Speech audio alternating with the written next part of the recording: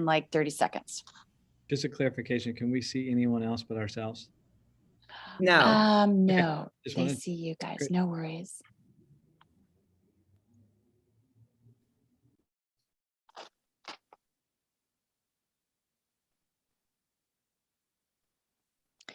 Hello and welcome.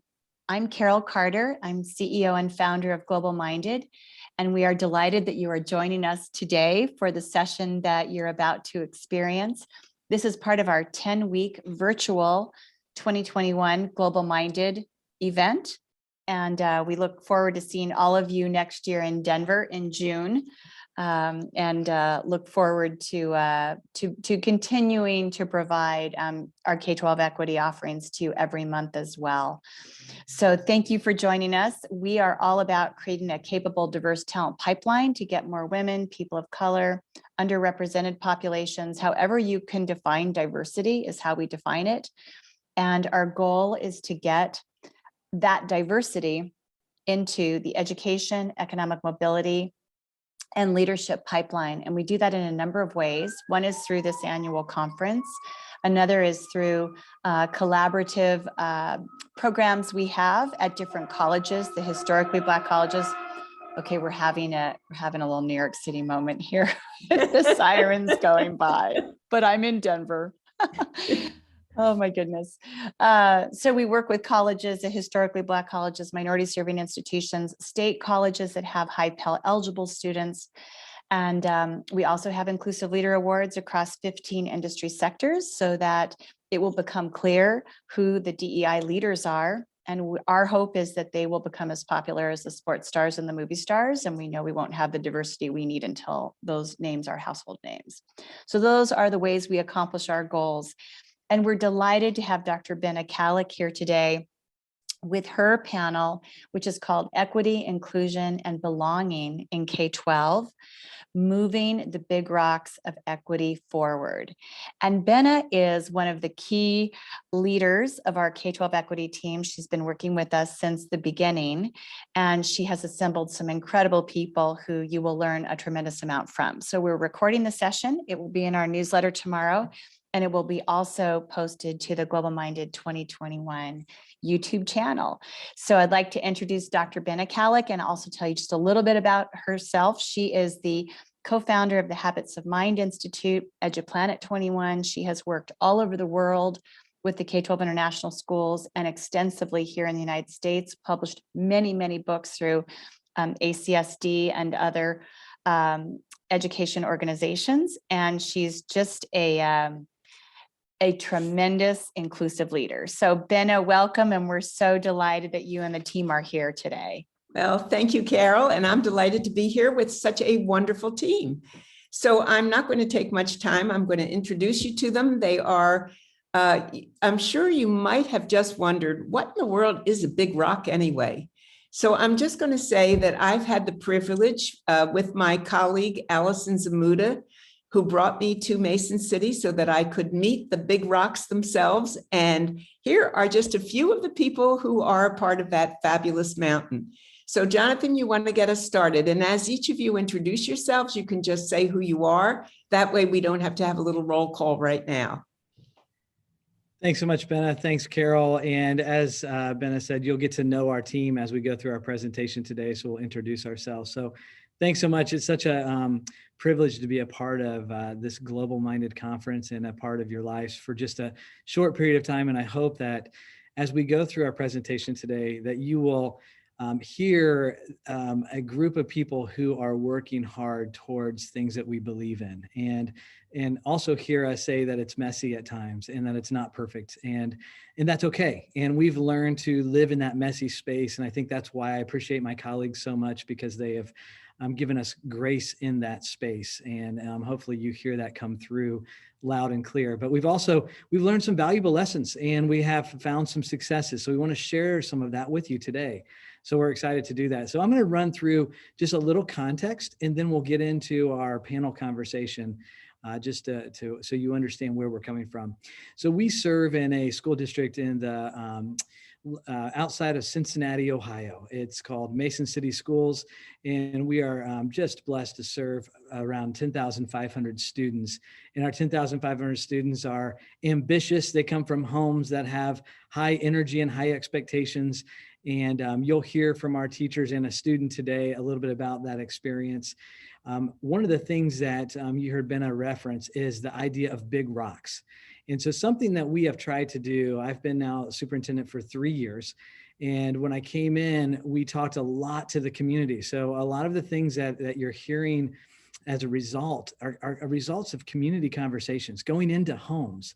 In the first year, I had about 100 and maybe 150 of these conversations where I was actually sitting in homes, listening to our community talk to me about the priorities of the district, defining what is the quality of Mason. Why is this a destination district?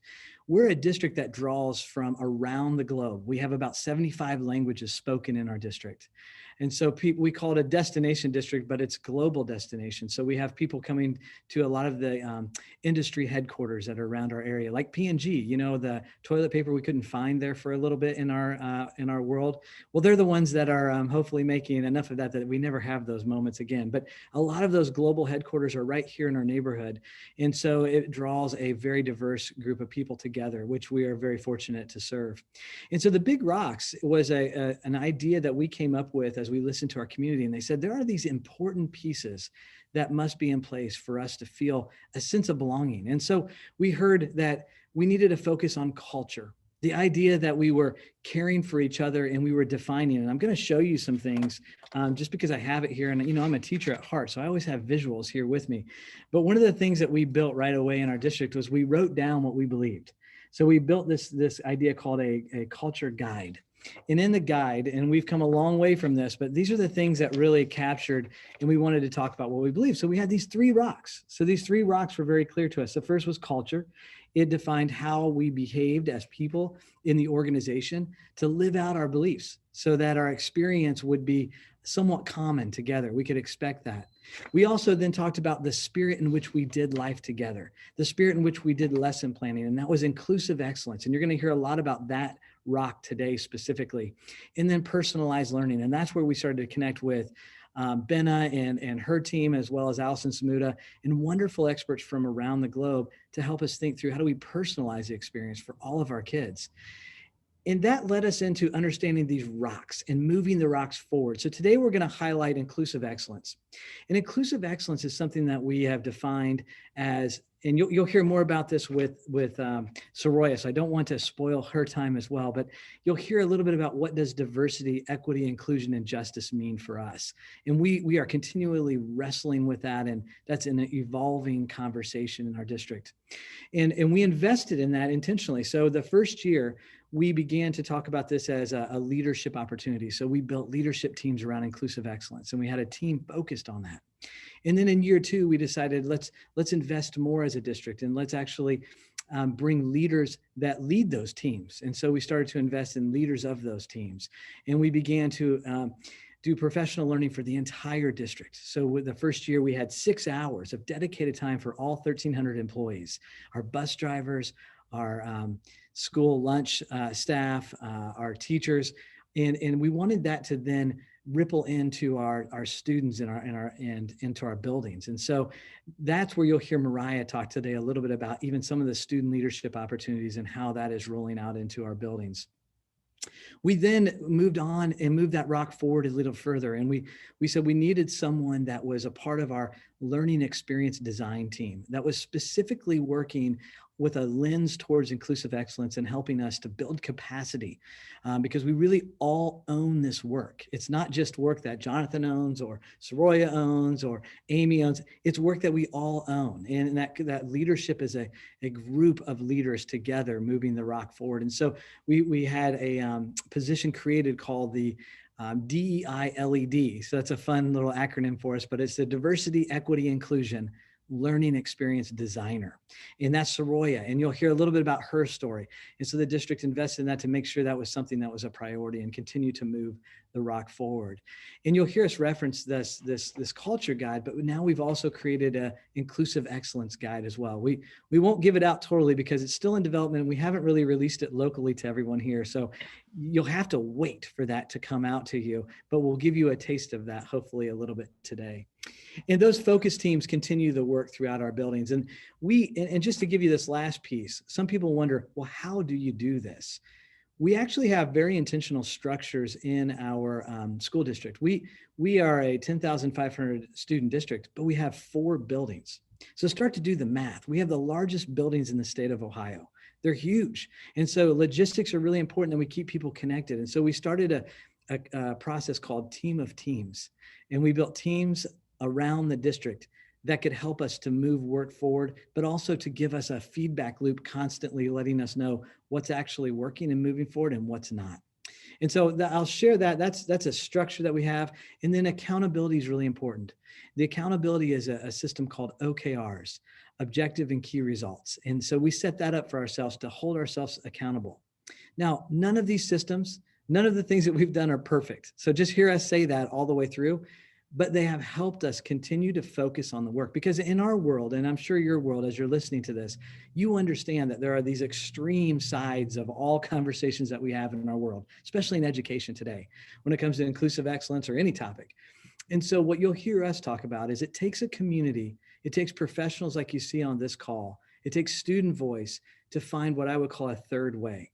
And that third way is a place that we can find common ground to move forward and move the rocks forward. So I hope you hear that come through today. That's the context I wanted to build for everybody. That's who we are as Mason City Schools. And so now I'd like to move us into a bit of a conversation with our panel as we move forward. So my first question, and make sure you introduce yourself as well and a little bit of your story, if you don't mind, Soroya, as I ask this question. But let me throw the question out there. And it's, we've learned over time that there are lots of different definitions of inclusive excellence. Can you talk a little bit to our group today? What does inclusive excellence mean at Mason City Schools as we talk about that as a team? And I'll turn it over to you, Soroya. Hi, my name is Soroya Smith, and I'm excited just to be a part of the Global Minded space today with my colleagues and to share a little bit about our journey of inclusive excellence. This is my 13th year with Mason. I began as a classroom teacher, so I had the opportunity to teach kindergarten and second grade in one of those big buildings we serve in. And it's just very humbling and inspiring to see little people doing the work and our colleagues investing in our youngest learners. And so from a classroom teacher, I grew into this new role as diversity, equity, inclusion, learning experience designer.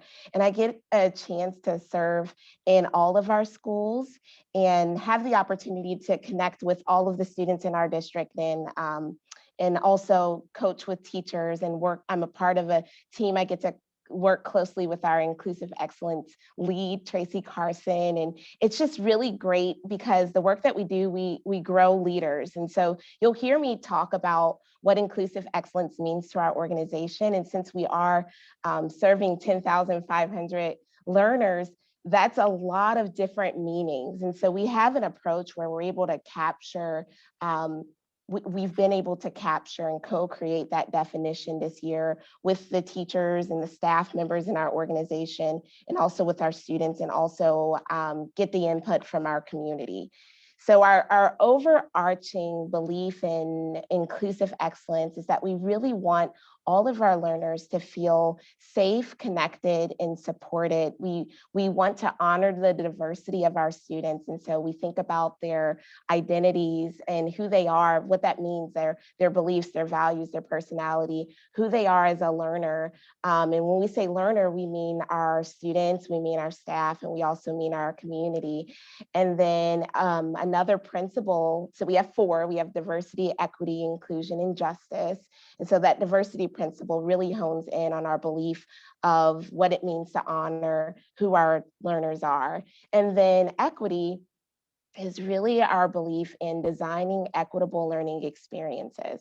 So we want educational experiences that center our students, and the belief that when we give them actionable feedback, that they can thrive in that. So there's that inherent belief in the potential of our students, designing learner-centered experiences so that our learners can thrive at their various levels. And then our third principle is inclusion. And so that is, another facet of our definition of inclusive excellence. And that's the intentional build of relationships and empathy so that every learner belongs. And so learning isn't transactional, it's very relational. And that comes with the intent and approach of how are we approaching our learners. Are we building a relationship and getting curious about who they are and who their story is? We have a saying that actually emerged from our students at Mason High School, and that's "your story matters." And that goes through all of our rocks. It's at the heart of our inclusive excellence rock work, is that we really want to lean in, get beyond those assumptions, and find ways to build those relationships to cultivate belonging. And then our fourth principle is justice. And this is the way we interpret this is that, we step up against racism and bias in our actions, policies, and practices. And so we talk with our students, with our staff members, with our community about what does it mean when we respond to events, when we respond to things that happen. And one of the steps is stepping up and thinking about the outcome we want. And the outcome we want from our inclusive excellence work is an environment where our learners are going to feel that physical and emotional safety, so that they can pursue those challenges that are worthy to them and meaningful to them. And so what that work has looked like over time has kind of changed, but that's been at the heart of it. We want to make sure that we have a deep understanding of ourselves and each other. When I first started in 2008, there was we had a diversity council, and some of the work that we were doing helped us to kind of get curious about some of what we saw in our student population. So Mason, as Jonathan mentioned, is a global destination. And so that means that we have a lot of families that are going to come from various backgrounds. And we wanted to find ways to understand and make sure we were having conversations to move beyond those assumptions. So having those courageous conversations with each other and thinking about ways that we can lean into that learning kind of became evolved over time to okay, so how do we go beyond conversation and really lean into, stepping up and being empathetic? So I think ultimately we do think of our students, just thinking of students as, and Kori and I had this conversation today. One of the things we do is make sure our students also have a deep understanding of the definition of inclusive excellence. And we know they're going out to the world and they're going to be, they're global citizens. And so they're not just in the little ecosystems of our classroom.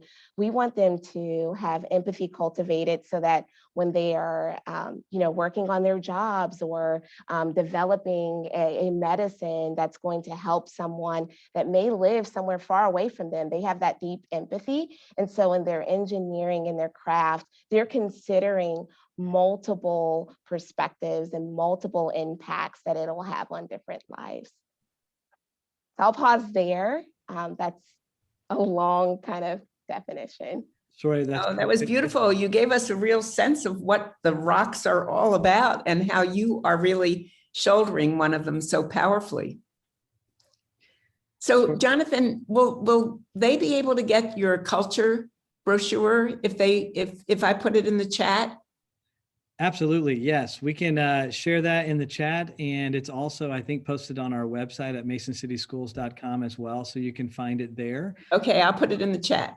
So that'd be great. And a question I have for Soroya, Amie, and Kori, and please, Amie and Kori, also introduce yourselves as we go through this next question. But I think it's really important for our audience to hear, because we know with 1,300 staff members, in order to move work forward as leaders of this work, we have to build capacity and we have to find ways that that actually is working, the implementation process. So can you share a little bit about how you're building that understanding and maybe what that looks like? And I'll let you kind of play off of that together since you all three have worked so closely together. Yeah, I'll go ahead and jump in. I am Korl Harris. I teach second grade online this year, and I also am a content designer for our second graders. So there are about 300 second graders. So I have like 2 part-time jobs this year. So I am also a DEI lead for the pre to 2 building, which is Mason Early Childhood Center. And the way that it's structured is that I meet with Soroya biweekly, and we kind of talk about our goals and what our specific building needs, and are there any overarching goals that we need to address for the district. And then I take that back to MECC, and I meet with our IE team each month. And we have conversations around our district goals and around the needs that we have for our specific building as well.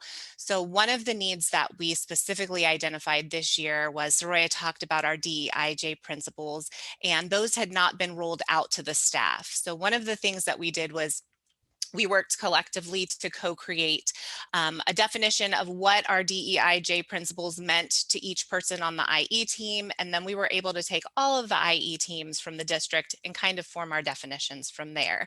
And once we got to that point, it was really important for us to then figure out a platform to roll the DEIJ principles out to the rest of the staff in each building. So one of the things, one of the responsibilities that our team had was to create professional development sessions that would facilitate staff learning of all of those principles and kind of build off of what we had started. So we didn't have to outsource any of this because of the way that Mason has structured our team of teams. We had lots of leaders within the buildings that were able to run our professional development sessions. So some of the sessions that we had were how to design inclusive work for our EL students, and K-5 curriculum design features that were inclusive for all students, the social justice standards and how they connect to some of our DEIJ concepts. So it was really nice because we had all of our staff members within the building facilitating those conversations, and they were able to get feedback from staff right away about what we might need to do to take some of our next steps forward.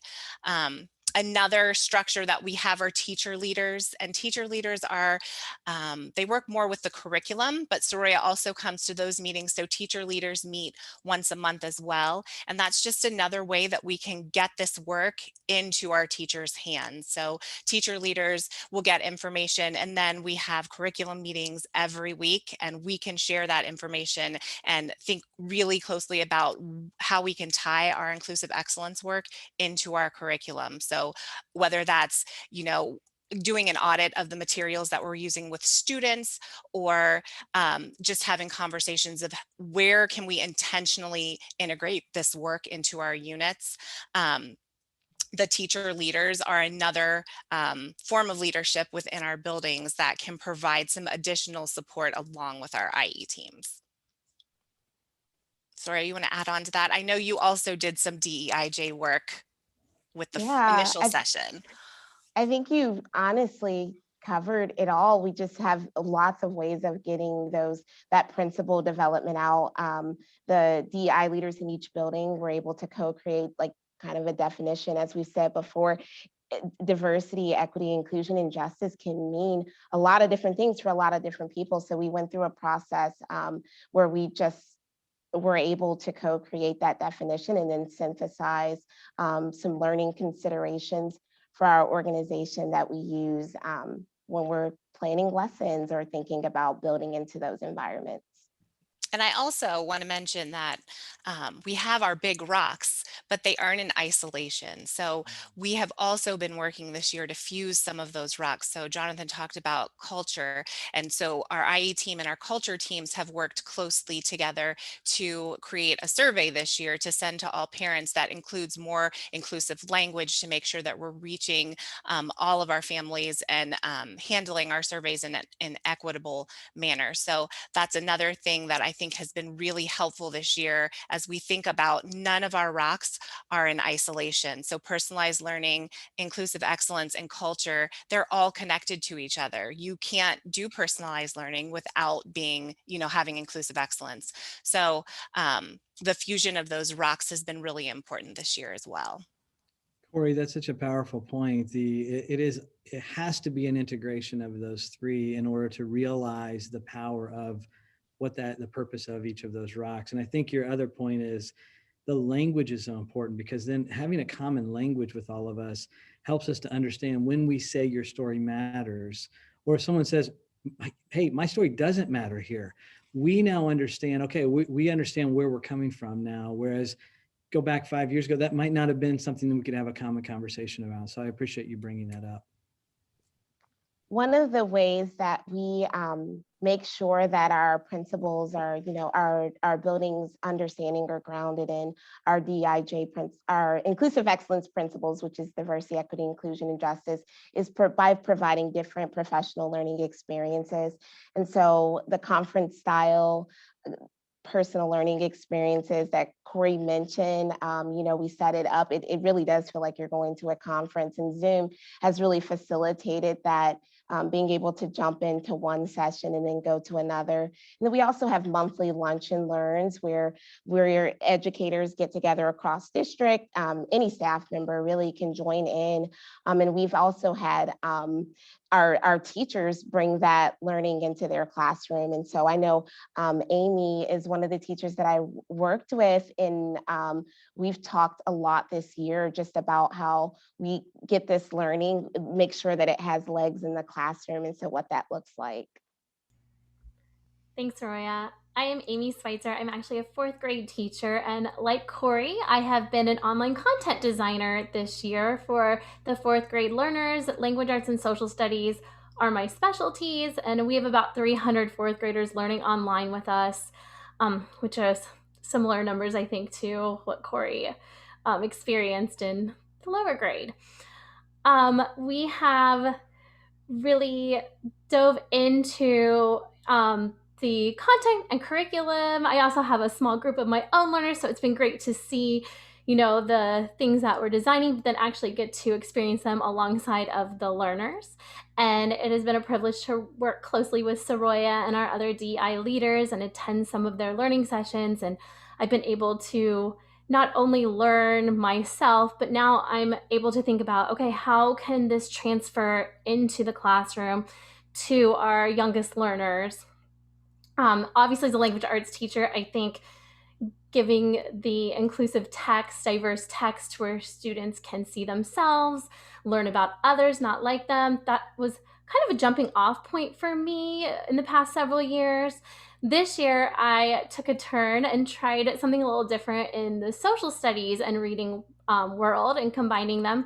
We did a reading workshop unit that was a reading history, and our focus is the American Revolution, as that fits in with our social studies standards as well. And in the past, we have taught about the causes of the revolution.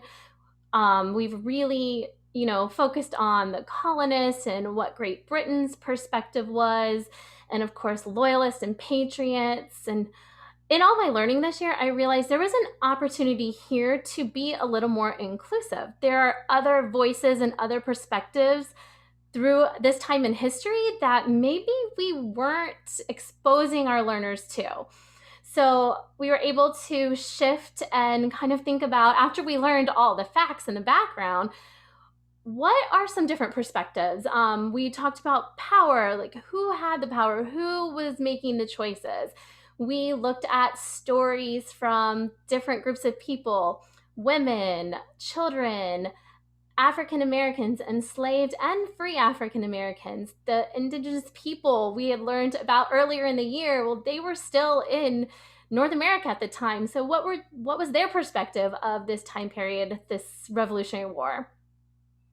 And in looking through the different lenses, we were really able to empathize, and the discussions our learners had and the work they were doing was just so impressive in that, they really jumped in and put themselves in other people's shoes in a way that I mean, we didn't really have to ask them to do it. They just did it.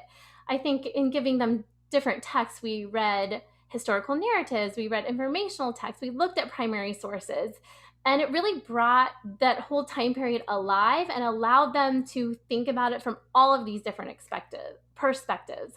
And it really culminated at the end. We wrote historical fiction narratives, and our writers, again, just jumped right in and put themselves in their characters' shoes. And they chose all different types of characters, different lenses to write these stories through.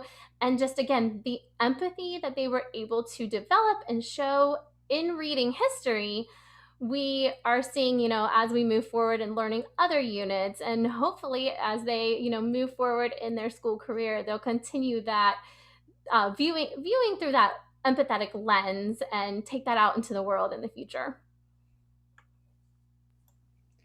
Well, thank you so much, Amie, Kori, Soroya, for giving us a snapshot of the practical implication. What does that actually look like when you work together to get that down into a classroom? And now, for the star of our team, I want to start to transition to our students, because student voice, at the end of the day, all of us know that are on this call, we are in this profession for our students at the end of the day. I mean, that's why we're here. That's why we're passionate about the work. That's why we love what we do. And so, Mariah, it is my great pleasure to introduce you. And I know that I know you well enough to know you're just this humble, great leader. So you won't tell everybody, but I'm going to brag on you just for a second that, Mariah is one of our seniors. She's been here since kindergarten. She's a rock star. People, not only do students look at her as a mentor, but we do as adults. We've learned so much from Mariah in her time here.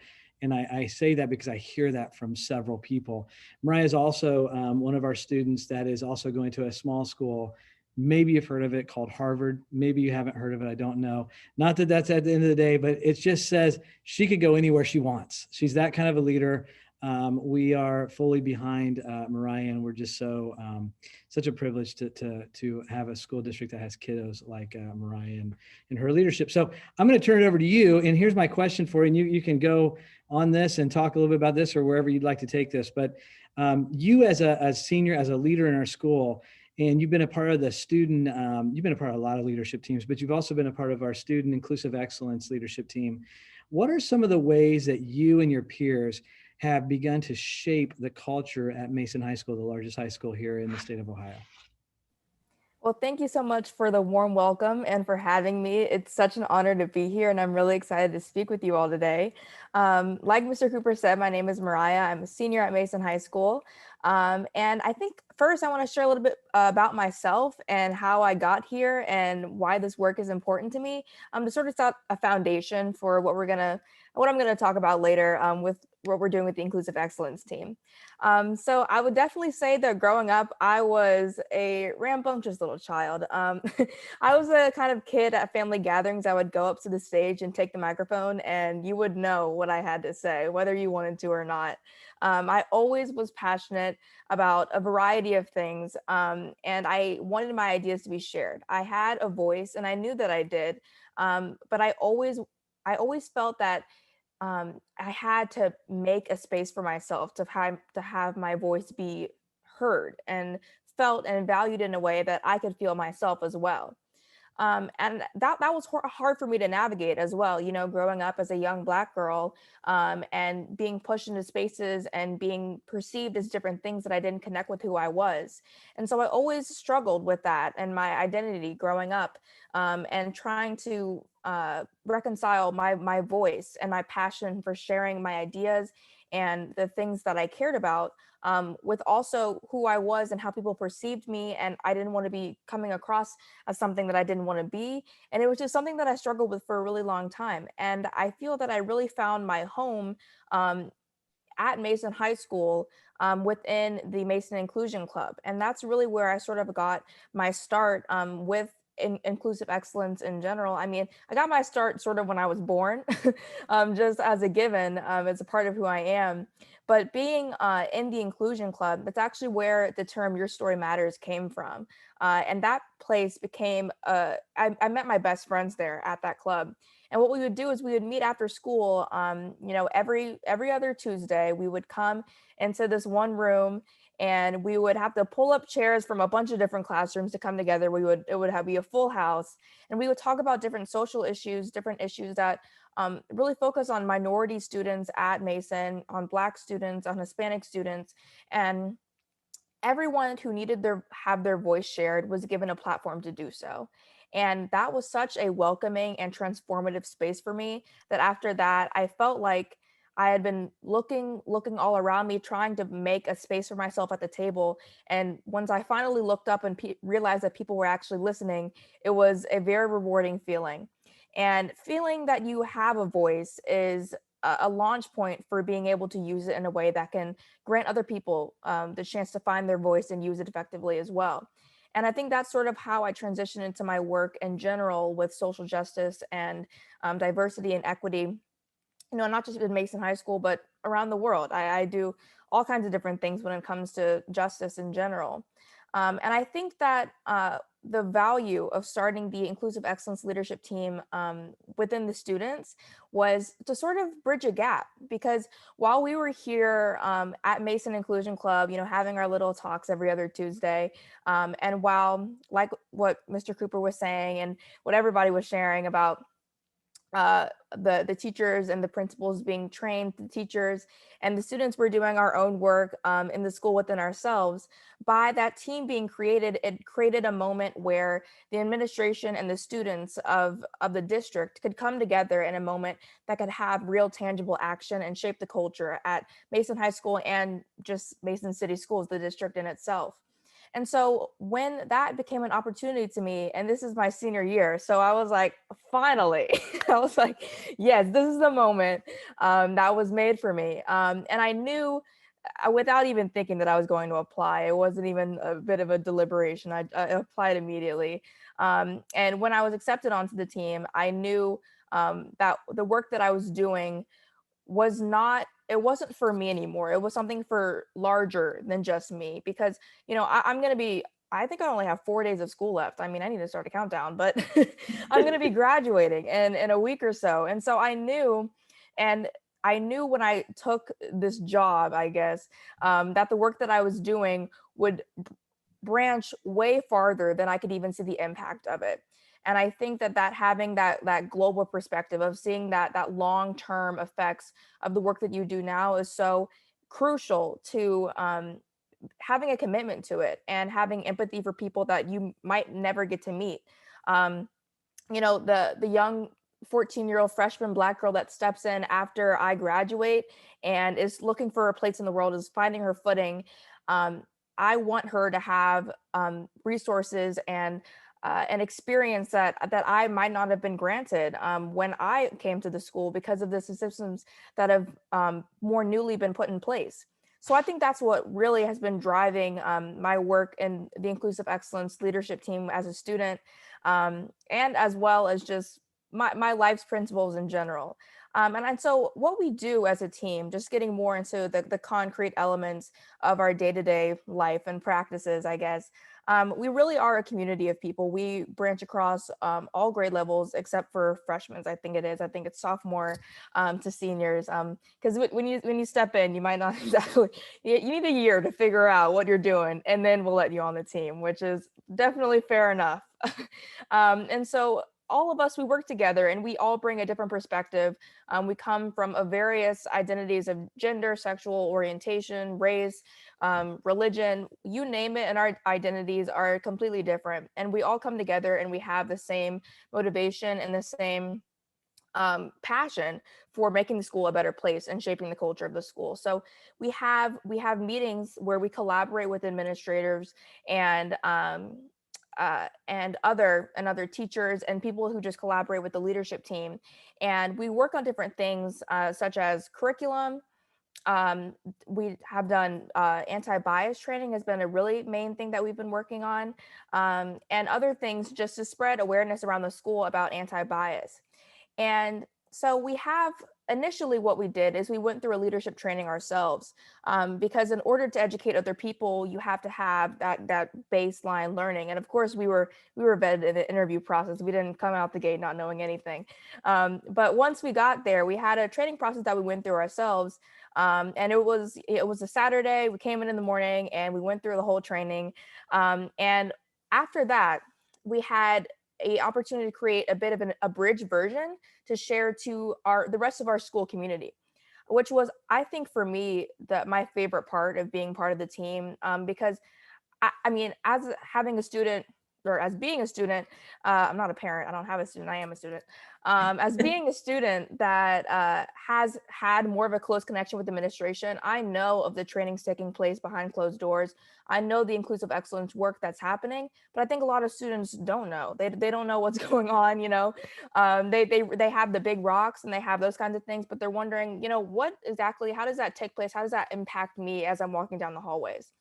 And being able to provide that and taking the training that we learned that one Saturday morning coming into school, and being able to provide a version that was accessible and for clubs and other teachers and classrooms eventually, once we finish our video, to be able to experience that training themselves and have an experience of anti-bias and learning how to take a stand and standing up to bias and the different strategies that we provide in order to do that in an effective and a productive way, that helps other students. And that has been so rewarding. I've taught, I'm not even going to try to come up with a number because I know it'll be wrong. But I've taught many different sessions, both through Zoom and in person, about inclusive excellence and how to stand up to bias. And afterwards, I've gotten people that I didn't even know come up to me and be like, I did not know how to respond to these certain situations. And the strategies that you shared and the scenarios that we went through can actually help me in my everyday life. And I really appreciate this. Or if it's something through Zoom, someone somehow will find my Instagram and they'll send me a message and they'll tell me, hey, I really appreciated you coming and speaking to the soccer team or whatever it may be. I appreciate you coming and speaking to the environmental club. It really infected me, and I'm going to use these strategies later on in my life. And the fact that people come out of their ways to say that and voice their appreciation is just a perfect example of the way that bridging the gap between the students and what's happening in the offices and everything is such a beautiful moment of, you know, just the ecosystem coming together. It's very much a symbiotic relationship because we all have to work together, like everyone was saying, in order to make this work, in order to make it happen in a way that is impactful and makes people feel something. And I think another thing that I'm really excited about is we're starting to work on our curriculum and working on policy as well. And those two, I think, are really great things for students to have a voice in, because at the end of the day, you know, we are the ones experiencing the curriculum. So it's great to be able to have a voice and hear about like what Miss Switzer was talking about, like learning about in her fourth grade classroom. You know, I never got to learn like those different kinds of perspectives when I was in fourth grade.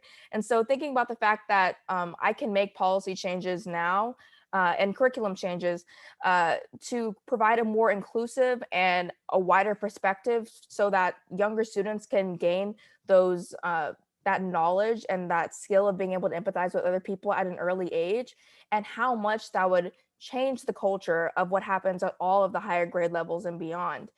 And being able to serve a part in that and sharing our ideas and what we know would work and what we know might not work as well, and things that we need to stop doing, things that we need to continue doing, and things that we need to start, and having a say in that as a student team has been really, really valuable.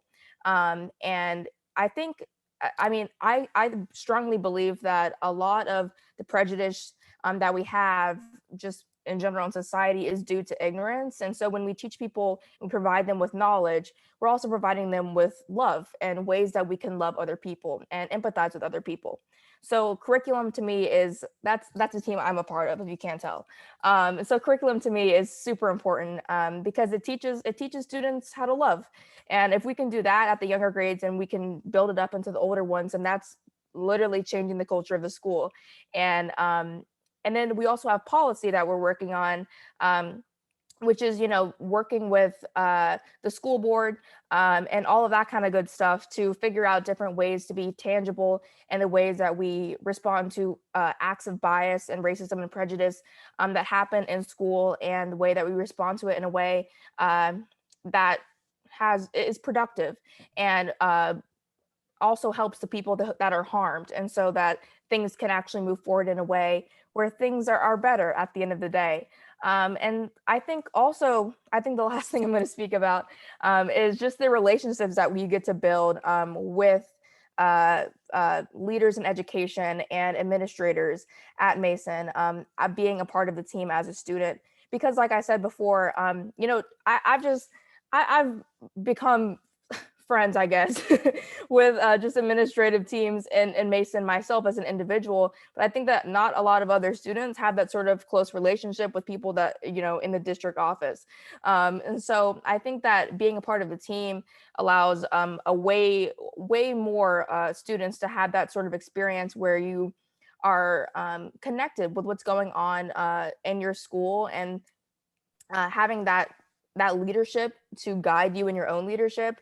And those relationships are super important, just to have a mentor, because mentors in general are just someone to look up to, and it's hard to be what you can't see. And so having someone there to guide you in that process, I think is really important and valuable, and overall, just amazing. Obviously, I love my work. I've been on a bit of a tangent here, but thank you so much for having me, and I really appreciate it. Well, you surely seem like a rock star that caught the rock. Thank you. Mariah, thanks so much. I mean, we could stop right there, and that's pretty much probably the highlight of the whole conference for everyone, just to hear your voice and to hear your journey along the way. I'll just put a couple closing comments, and then if anybody else wants to jump in with a question or any summary of what you heard to lift up. For us at Mason City Schools, you'll hear it over and over. We have not arrived, and we will probably never arrive at this destination, but we will continue the work and continue to move the rocks forward. That's a commitment that we've made.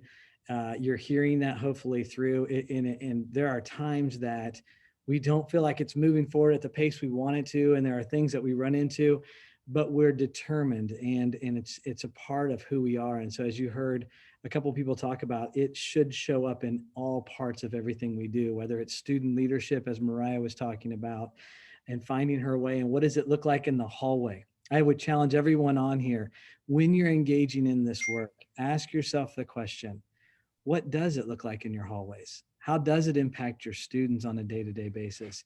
And how is it changing the trajectory of your community and influencing your community?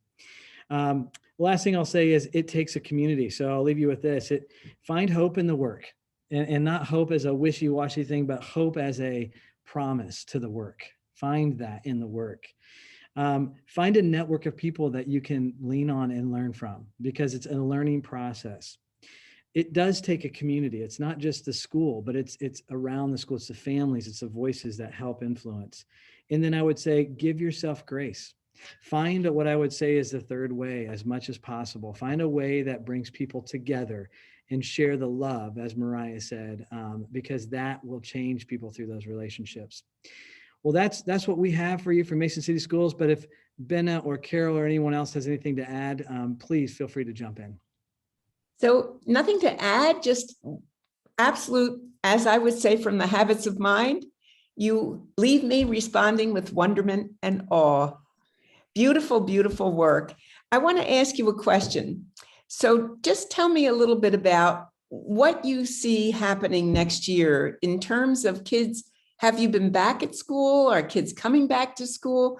And how are you managing to kind of keep the inspiration and the kind of excitement given the difficult year that students have had?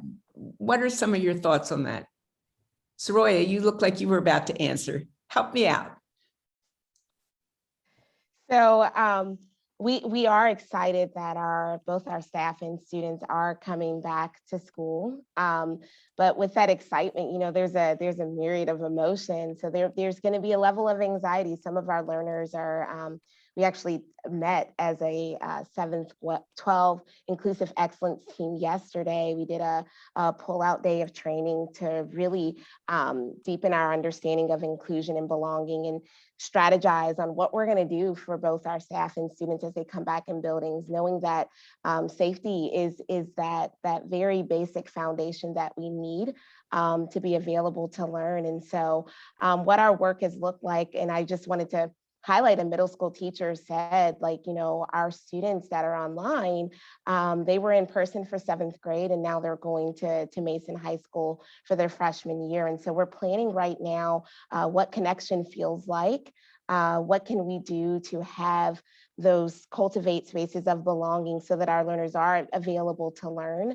That includes our adult learners and our student learners. And so one of the things that we did is we've done some empathy mapping of experiences to really think about, okay, what does that feel like as I'm coming into this space as a learner that's been online all year? What does this feel like for a family member? What's physical safety going to look like and feel like? And so, yes, we plan on coming back in person with the understanding that there's going to be some transitions that we're even doing right now.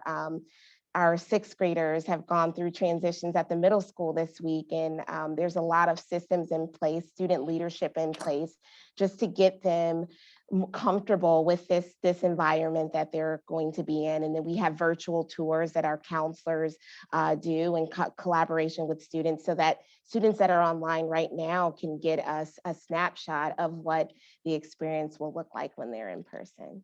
So that's what I was going to jump in and say. I think. I think it's on everybody's mind. So I guess I was just wondering about it. I think another question, I mean, we don't have any questions in the chat, so I'll just, throw out a few that I know are usually on people's minds. And one is to you, Jonathan, in terms of how did you move the Board of Education to come along with you?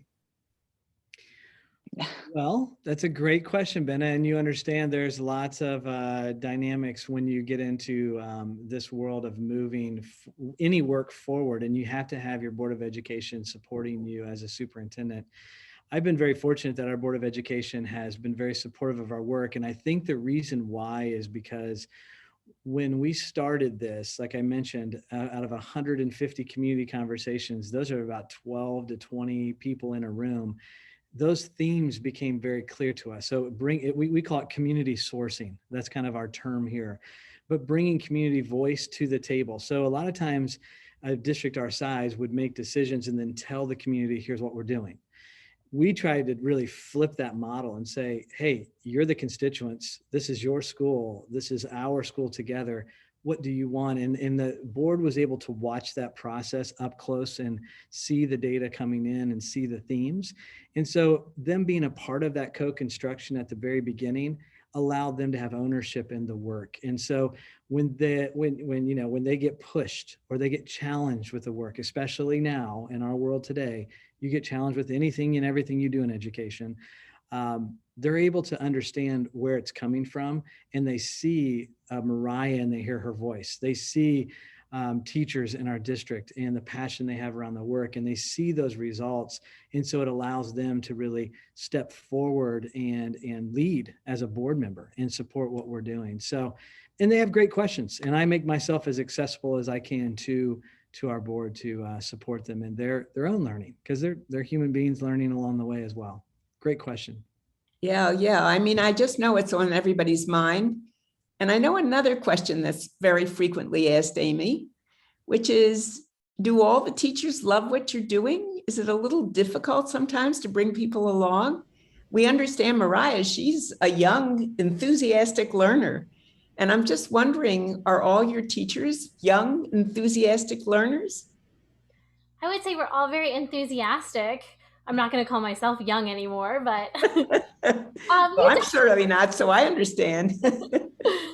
I think you definitely always are going to run into that, the hesitancy to change. And I don't want to say people aren't on board, people don't agree. It's just that, okay, we've taught for this way for a while, so to shift our mindset And I think we're all there in certain parts of our lives where it's harder to change, maybe easier in some aspects, harder in others. So I think it's just that process of, moving a little bit at a time and thinking, like we've been saying, it's a process. It's not going to be perfect all at once. And every little thing you can do, like just do better in one little area, try something new, and don't feel like you have to do it all at once. And I think that's kind of, the theme we've been trying to adopt as teachers moving forward, especially in the past few years where there's just been a lot of changes in the world and the world of education that were very unexpected. And, nobody could have really prepared for those. So what you're saying basically is that it's a lot of small incremental steps sometimes that moves the rocks forward. And at the same time, it seems like the story that you're all telling is that there is a story, and the story is really one of commitment, of making sure that you are committed to things that you value tremendously, because that gives me the sense that you're very committed also to sustaining this work well beyond where you are right now.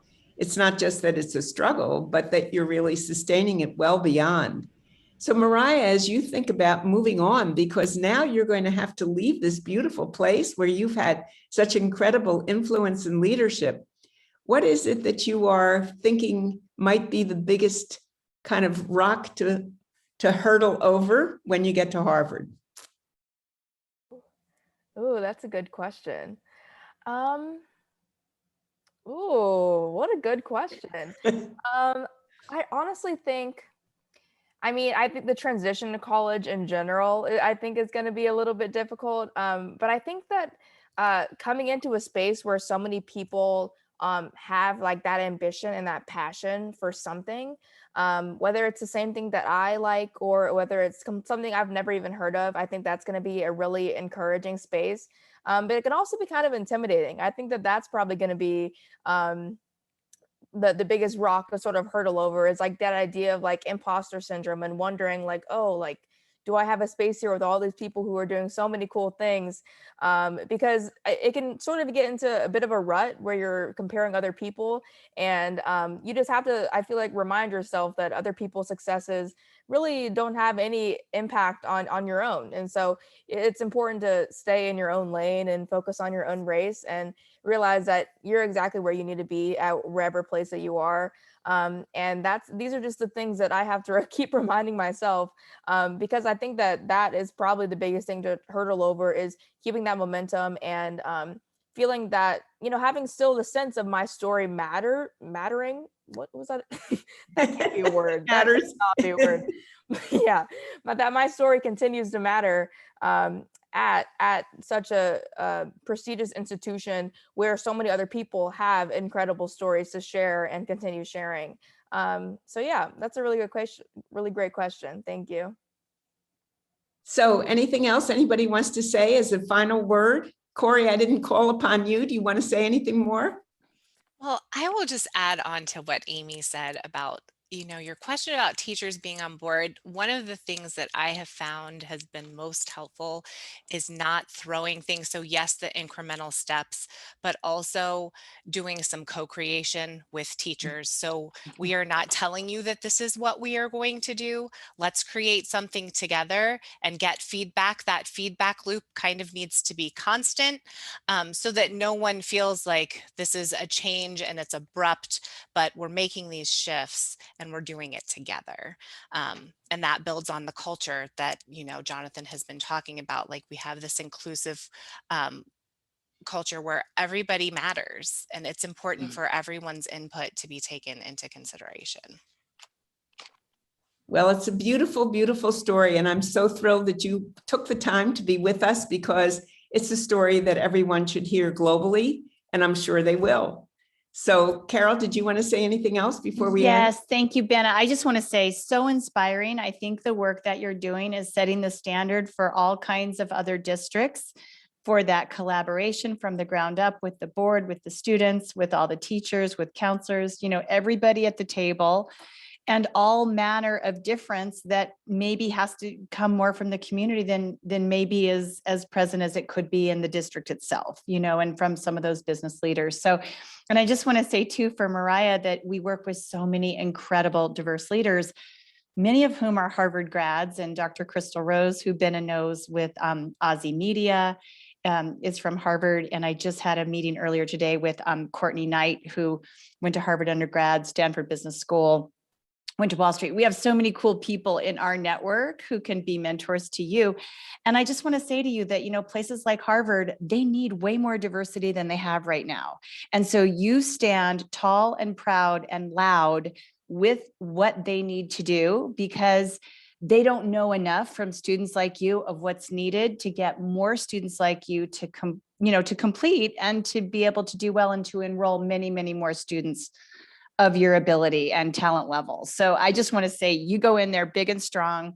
You got the whole Mason district behind you and Global Minded and Bena's huge network, and you just feel very armed with all that energy of those people, and you will make such an impact on making a place like Harvard a far more inclusive place than it has been or than it is today. And that's where you're going to be really the game changer. And we're going to watch that and support it as it happens.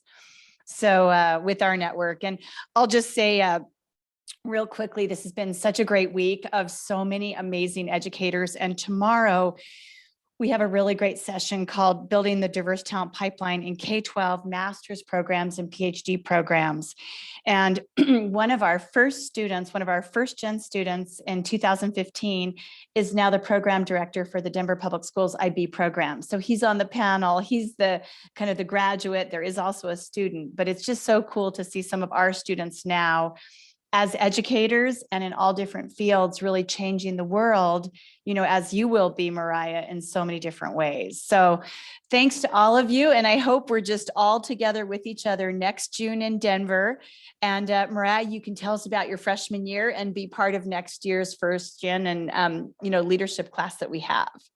So thanks to everybody. And Bena, so great to see you. And it's just so wonderful to meet all of you and learn about all the ways in which you are pushing these big rocks forward. And it's going to get easier and easier to get those going with everything that you've done.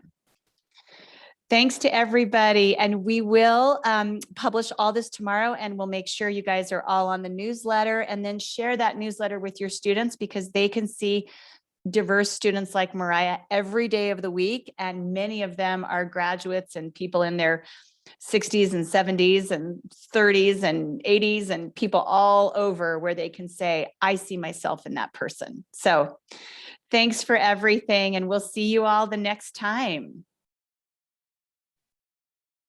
Take care. Bye-bye. Bye.